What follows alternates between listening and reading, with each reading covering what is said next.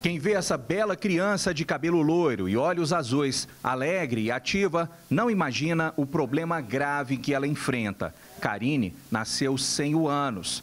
Assim que saiu da sala de parto, ela precisou ser operada e desde então usa uma pequena bolsa de colostomia. Foi se sentindo mal, fazendo força, né? E aí eu fui ver o que estava acontecendo, aí a minha sobrinha falou assim, vamos colocar um supositório. E foi onde a gente descobriu.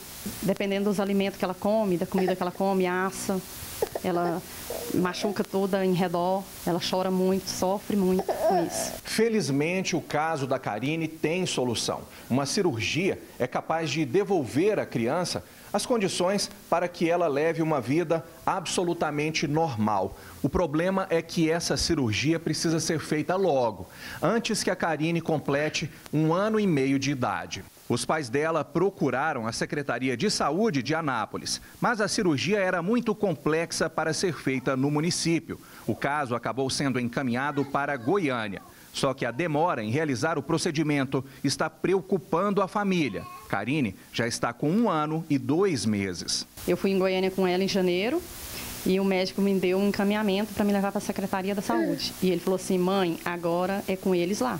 Desempregada, a mãe conta com a ajuda de amigas e parentes para tomar conta da criança, que necessita de vários medicamentos e cuidados especiais. A alimentação, por exemplo, só pode ser feita com um tipo de leite que custa caro. E só os custos de curativos e fraldas passam de R$ 500 por mês.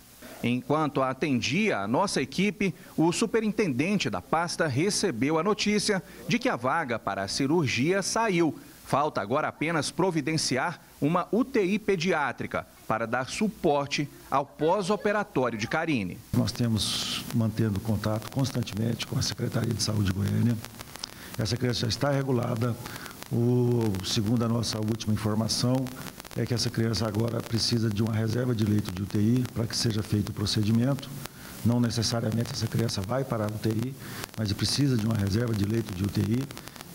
Nós acreditamos e estamos acertados com a Secretaria de Goiânia que no mais tardar a semana que vem ela estará sendo chamada para fazer o procedimento cirúrgico.